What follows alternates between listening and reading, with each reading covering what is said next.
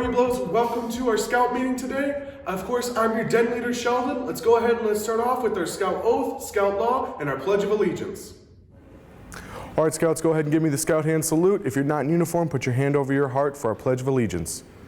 I pledge allegiance to the flag of the United States of America and to the republic for which it stands, one nation under God, indivisible, with liberty and justice for all.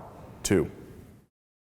All right, Webelos, let's go ahead and get started with our Scout Oath. Go ahead and give me the Scout sign, and let's do the oath together. On my honor, I will do my best to do my duty to God and my country and to obey the Scout law, to help other people at all times, to keep myself physically strong, mentally awake, and morally straight. 2. All right, Webelos, let's go ahead and give me the Scout sign. We're going to go ahead and do the law together.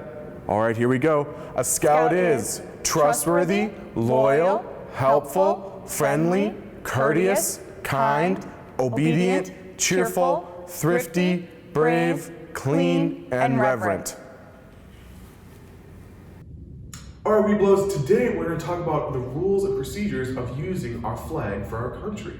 Now with me today to help me out, I have our fellow den leader, Ben, here, and he's going to help us talk about it and go through the different points that we all have to know.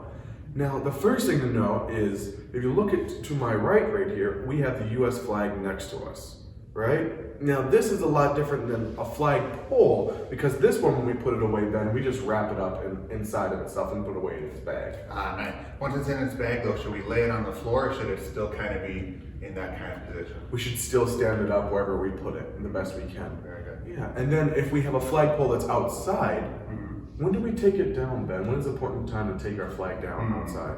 Well, there's a couple times I can think of. One, I think if there's bad weather, like if there's a storm and you know a storm is coming, take it down before the storm starts. So that way you're safe and not outside during a storm. I would say also, I think you should take it down at night, but I think there's an exception of when it can stay up at night. Do you remember what the exception is? When the flag is lit by lights and you can see it very well, the flag can stay up. And another reason we want to take it down during a storm, because we want our flags to last as long as possible. And when there's a big storm, the flag moves really fast, right? And so it can hit itself a lot and then it starts tearing. And we really don't want that. We want to make sure it stays nice and pristine of a flag.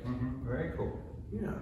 All right, and so when we have our flag, we want to make sure that we take care of it. We put it down when there's a storm coming. We put it up every morning. We only take it down at night if it's not lit, right? If it's lit up, we can see it, we can keep it up. What about if we think there might be a storm overnight, though? What should we do? We probably should take it down, definitely if there's a storm overnight, right? Because we don't want our flag to get ruined. Because it still would be lit, but then it would also be up during a storm, and that kind of overtakes it, right? Yeah, definitely. All right, that's all we have for our rules and procedures about when we can put up and when we have to take down our flag. Okay, Scouts, so today we're going to talk about the history of our flag, along with that, the history of our nation.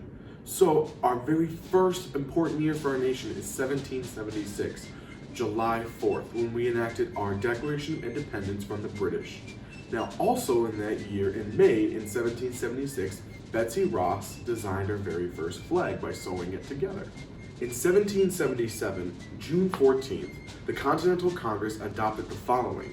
Resolved, the flag of the United States be 13 stripes, alternate red and white, and the Union be 13 stars in a white and blue field, representing the new constellation.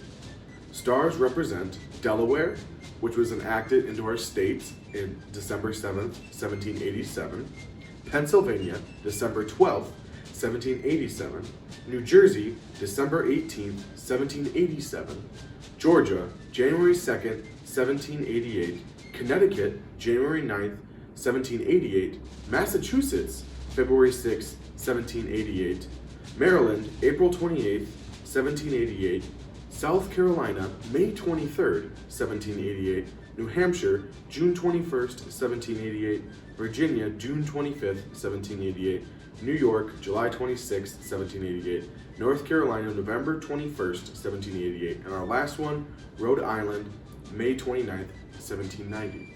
All these states were included with our 13 original stars and our 13 original stripes, moving us into the future of what our nation could possibly be. As we go throughout history, in 1795, our flag has now added 15 stars. However, they also added 15 stripes for the 2 additional states that have been added. Vermont, which was added to our country in March 4th, 1791, and Kentucky, June 1st in 1792. As we go through our country's revolution and into the War of 1812, there is a very famous song that comes along with that. Well, first it was actually a poem. On September 14th, Francis Scott Key wrote a poem called In the Defense of Fort McHenry. With that poem, he also wrote the song, The Star-Spangled Banner. It officially becomes our national anthem in 1931. Until then, our unofficial national anthem was My Country 'Tis of Thee, which was in the same key and hymn as the British song God Save the King. As we go throughout life, a lot of my friends ask me, Sheldon, in our Star-Spangled Banner, was there really rockets that were shooting red glares? And actually, there was. There was actually rockets used in that battle. However, they're not the rockets we think of today. They were just really scary and terrifying rockets that made a big, huge sound when they shot.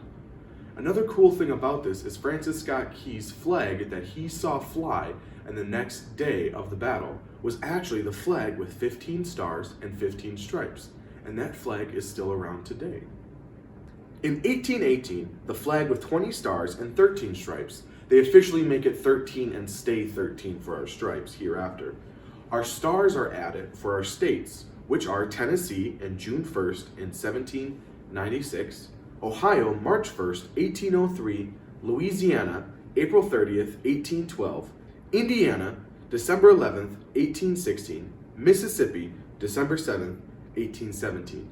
And as we go throughout our nation's history from 1818 all the way to 1960, our flag continues to add stars, including our very own state of Minnesota. As we move throughout our nation's history, our very last star to be added to our flag is Hawaii on August 21st, 1959. Okay, Scouts, we have learned a lot about our flag today and our 50 stars and our 13 stripes and how we got here today. But what's really cool is we may be actually adding 2 more stars within our country's lifetime. Those 2 stars are going to be 2 new states, as we have learned that every star is a state. Those 2 places are Washington, D.C. and our territory of Puerto Rico.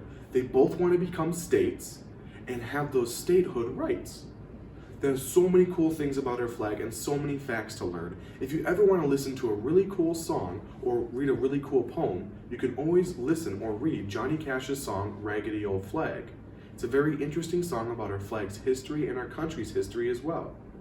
Throughout our nation's history, our flag has constantly changed, but has always remained the same with our 3 colors, our stripes, and our field of white stars in our blue field.